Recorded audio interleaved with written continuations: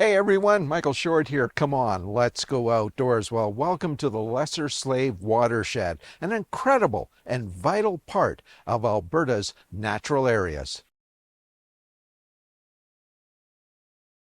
In our watershed, which encompasses all the rivers that flow into Lesser Slave Lake, our lake is at the center, or you could say the heart of the watershed.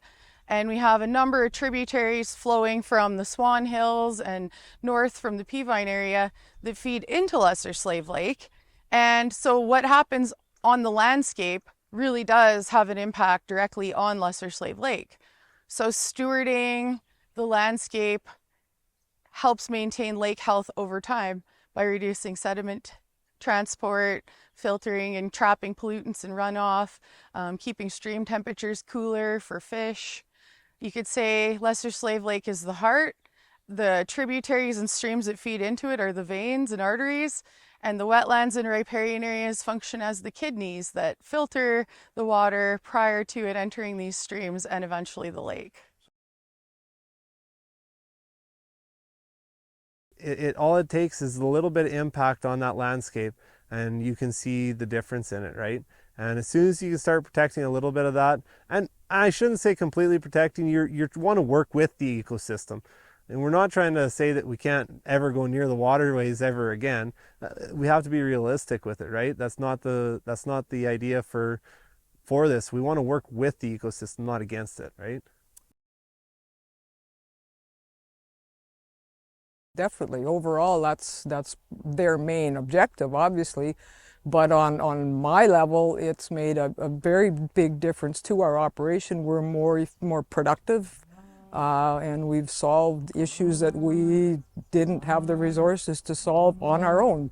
Money being one of them, but definitely knowing who to talk to and what questions to ask as well. Like, we're not experts in that. Yeah, so in our watershed, there's a lot of crown land, which is managed by the province, and then we have a lot of agricultural producers. And per person, I'd say our egg producers own and manage large parcels of land. So it's in their interest to maintain and manage their farms in a manner that's gonna, carry on farm legacy. You need to keep healthy ecosystems, healthy pastures, so that your land is productive and can support your operation. And our agricultural producers are very keen to take on projects that benefit them and also the environment. And that's been one of the lovely parts is we can go on now and say, hey, we recognize maybe you have some issues with your pasture, and I can tell that based on the kind of weed presence you have. But hey, let's talk about some opportunities with federal, provincial grant funding right now. And oh, that's going to need an environmental farm plan. Well, you should go chat with Megan because she can help you with those resources. But hey, do you want a couple dollars for that set aside so that your cattle aren't grazing right into that wetland? And we can talk about an offsite waterer or a stream crossing. And it's nice that I come in with the bad news, but I can also say, hey, we've got more than just bad news. We've got some solutions. And we've got some of those in our pocket, but it's been nice to have Megan and her resources be another great local tool for us. What you see behind us that is a cap solar water. It is a gravity fed system. It comes out of a 10-acre spring fed lake. Probably, I think that lake is almost a half a mile from here. It just comes down here like it's a gravity feed system. The panels here, we use this system for 4 different fields. So we just come here and change the panels depending on where the cattle are.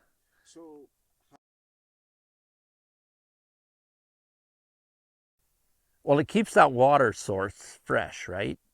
Like we need that water source, and that's going to be a big deal out here too. Like just protecting that water source. And to protect the water source, you have to protect the environment here. We also don't want those cattle, like the cattle, we can't make any money if they're going out there either, right? Like we can't use this in the wintertime if they can access that lake because they'll go out on the ice. They can't get to that water in the summertime without making it into like a bog, so they're getting stuck in there and all those kinds of things, right?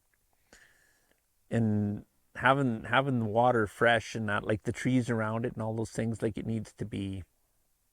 Plus, it's nice. Like we have kids and grandkids and all those kinds of things, right? So we want to make sure that there's something here for them too.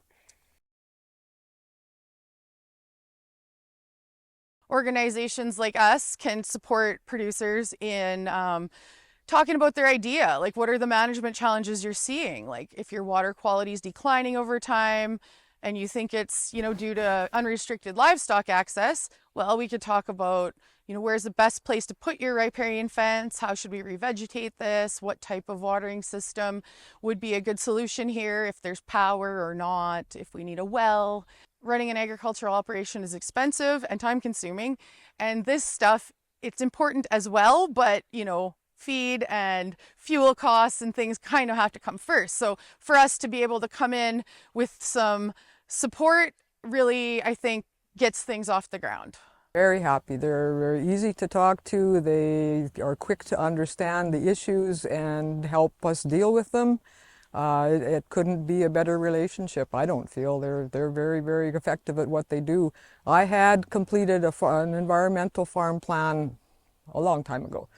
But of course it was outdated and now everything's changed, so I didn't know how to get back in and update everything, and they were able to help with that too. So yes, they've been extremely helpful.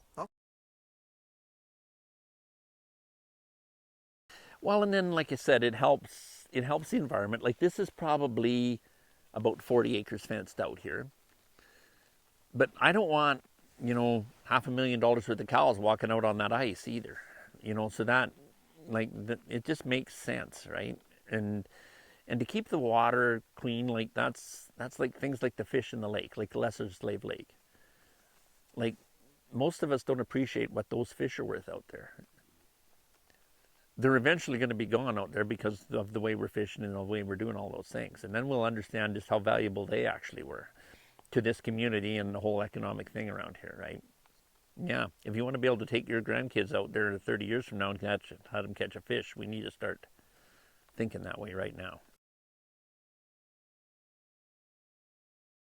You start to see a lot of the benefit of wetland restoration and riparian areas. When you take a year like last year, we had one of the hottest springs that we've had in, well, I think recorded history, and we had one of the worst wildfire seasons in Alberta in recorded history.